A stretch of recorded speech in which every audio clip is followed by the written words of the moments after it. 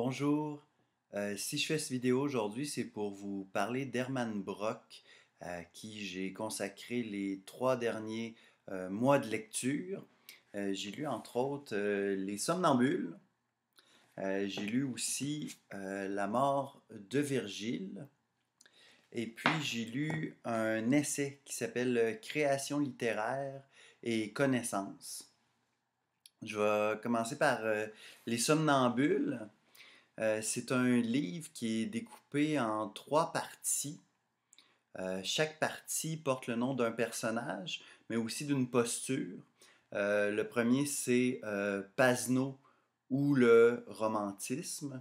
La deuxième partie, c'est Esch ou l'anarchie. Et le troisième, c'est Huguenot ou le réalisme.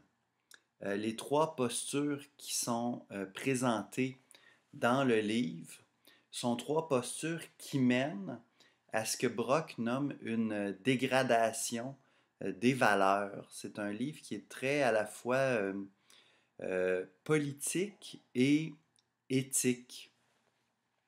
Je vais vous lire un extrait où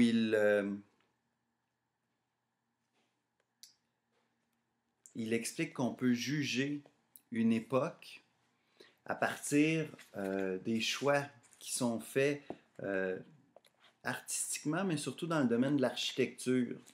Écoutez. Peut-être l'horreur de cette époque se manifeste-t-elle de la manière la plus apparente dans les expériences architecturales. Je rentre toujours chez moi avec une affreuse lassitude quand je me suis promené par les rues. Je n'ai pas besoin de contempler spécialement les façades des maisons, elles me donnent des inquiétudes même sans que j'aie besoin d'élever mes regards sur elles. Souvent je cherche un refuge dans les constructions nouvelles si vantées, mais certainement j'ai tort. Le grand magasin de Messel, qui est pourtant assurément un grand architecte, me fait, avec son gothique, une expression un peu bouffonne, et c'est une bouffonnerie irritante et lassante. Cela me fatigue à tel point que je suis à peine capable de me reposer en contemplant les constructions classicisantes.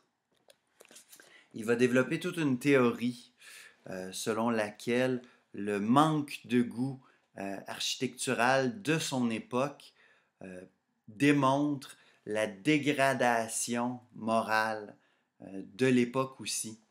La première posture qui est prise dans le livre, qui est celle du romantisme, c'est un romantisme qui n'est pas nécessairement celui d'un Victor Hugo, quelqu'un de très progressiste ou qui va aller dans les rues et qui va se battre à côté des communards. C'est un romantisme d'uniforme. Il se trouve que Pasno est un militaire. Et ce militaire-là est coincé entre 2 postures, soit celle de son rang, qui lui demande de se marier avec une femme qu'il trouve très belle, mais dont il se sent indigne, et une prostituée qu'il désire fortement, mais qu'il ne peut pas marier à cause de son rang. D'ailleurs, il y a un passage avec la prostituée où on voit le style de Brock, qui est quelque chose qui vraiment retient l'attention parce qu'il y a quelque chose d'enflammé, je dirais.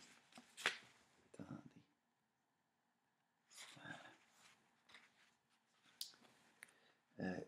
C'est une scène où Pasno se retrouve avec Rousena, qui est la femme qu'il désire, la prostituée. Vague de désir déferlant contre vague, entraîné par le courant. Son baiser trouva l'autre et, les saules de fleuve croissant, et se tendant de rive à rive, les cernant comme un antre de félicité, dont la paix enclose abrite le silence de lac éternel, ce fut tant sa voix s'éteignit sans plus de souffle, ne cherchant que son haleine à elle, ce fut comme un cri qu'elle entendit. Je t'aime, qui l'ouvrit comme le coquillage d'un lac, et il sombra en elle sans retour.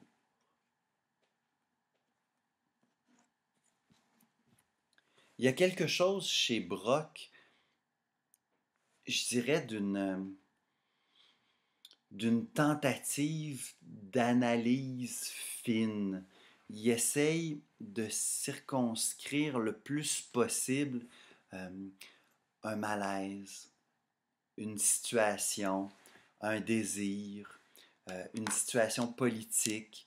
La dégradation morale est vraiment le sujet central des somnambules. Quand on arrive dans la deuxième partie, qui est Esch ou l'anarchie, il y a une grève qui est votée chez des ouvriers et les ouvriers sont pas représentés comme chez Zola où il y a cette espèce de cœur solidaire qui va amener le changement avec des idées socialistes.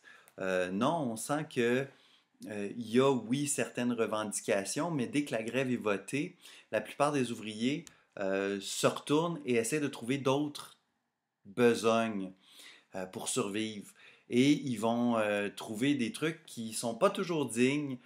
Esch va se retrouver à organiser des combats de lutte féminine pour le divertissement des gens malfamés et ça va lui trouver une façon de ramasser de l'argent.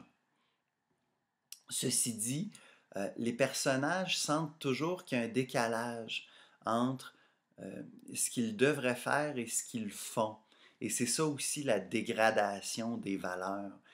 Les gens ne vont pas volontairement se rouler vers le vice, ils vont fléchir leur idéal pour accommoder leur situation.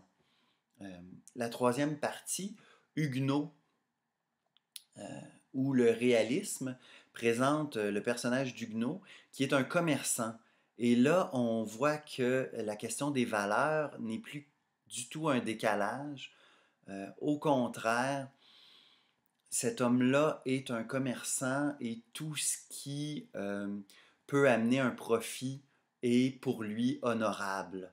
Et là, il y aura une lutte intéressante qui va se faire autour d'un journal politique entre d'une part, le militaire, Pasneau, qui est un romantique, mais qui est aussi le propriétaire du journal. Huguenot, qui est un réaliste, qui est un commerçant, qui est le directeur du journal. Et Esch, qui est le militant anarchiste qui veut faire passer des idées dans le journal. Et bon, cette lutte-là s'organise et un seul des trois réussira à s'en sortir je dirais avec victoire. Là. Il y aura une réussite pour un seul des trois personnages. Je vais vous parler maintenant de la mort de Virgile. C'est considéré comme étant le grand chef-d'œuvre d'Hermann Brock. Et avec raison. C'est un livre coupé en 4 parties.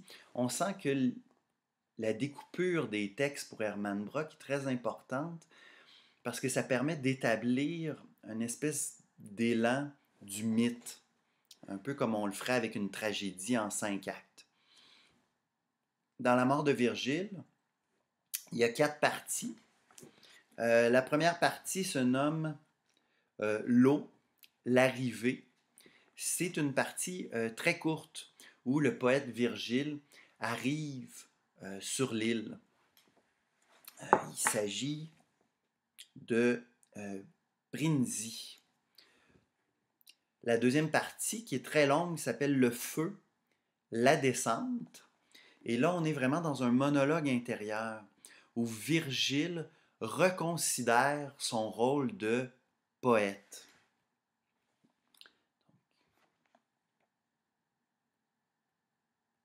Je vais vous donner une idée des réflexions que fait Virgile.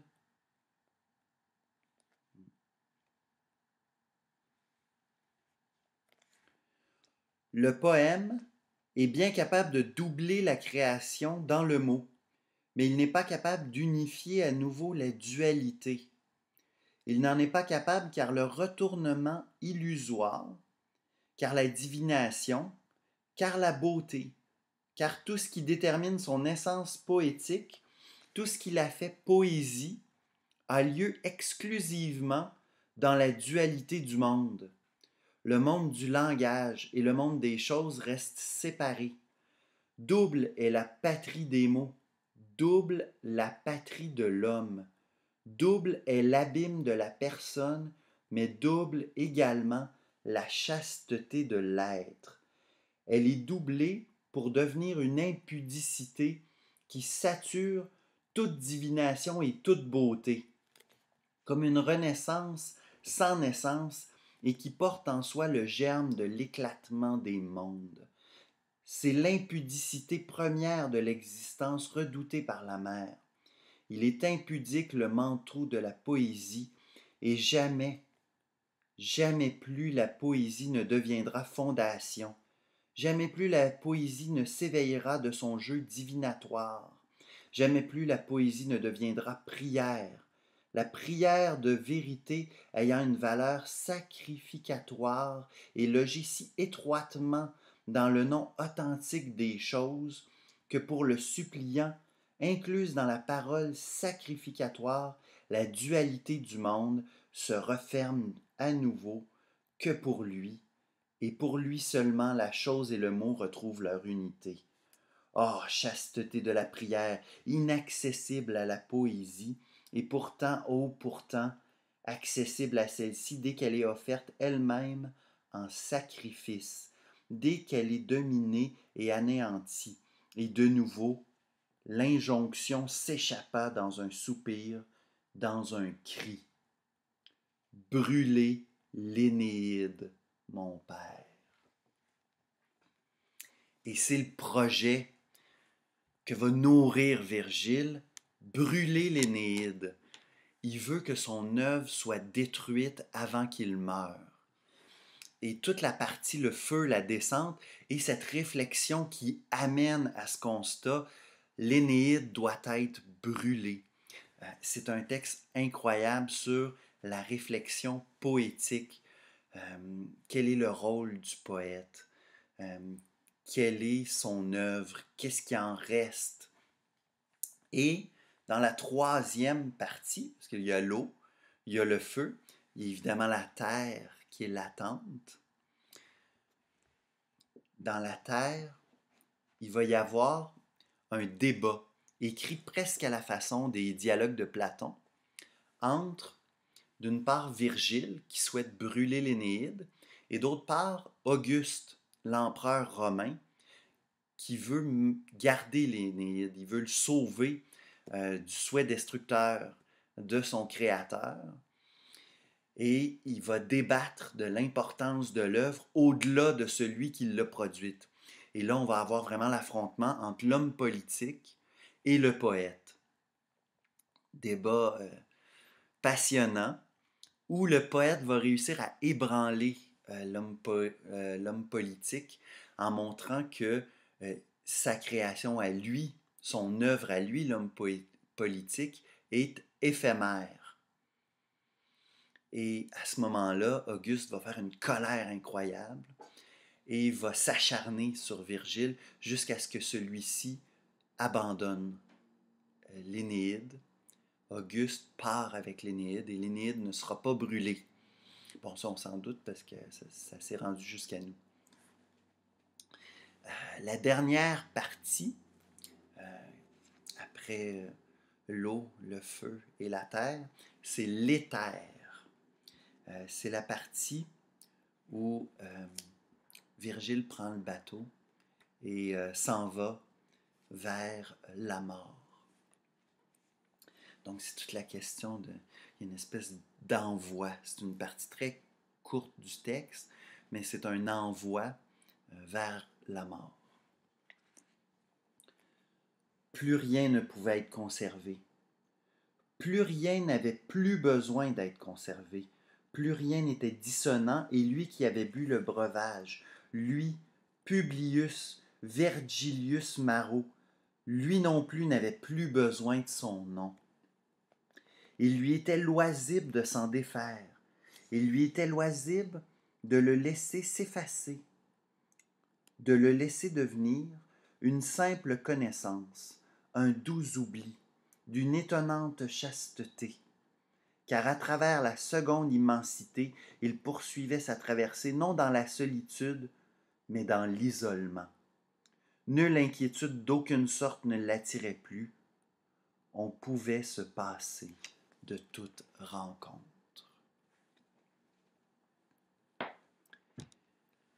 Les livres d'Hermann Brock, vous allez les trouver dans les sections romans des librairies qui ont ces livres-là, parce que ce n'est pas toutes les librairies qui ont ces livres-là.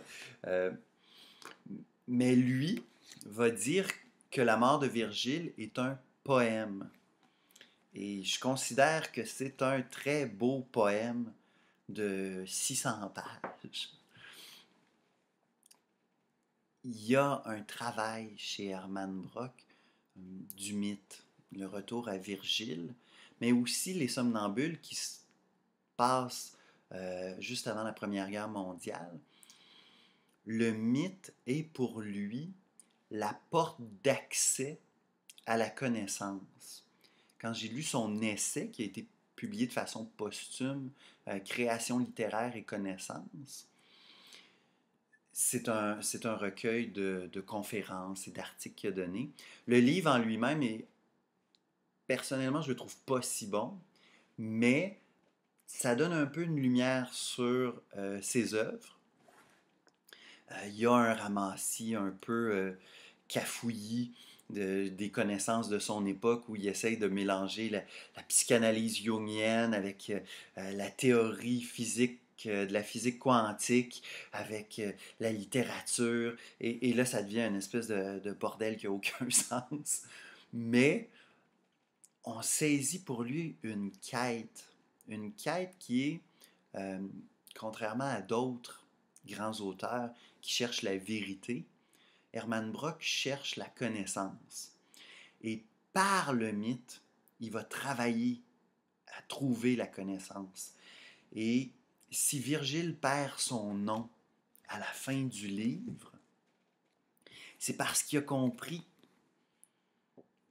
quelque chose qui est que le poète doit disparaître pour laisser une œuvre. Si on sacrifie l'œuvre, c'est toujours dans le but qu'il reste ce que l'œuvre cherchait à accomplir.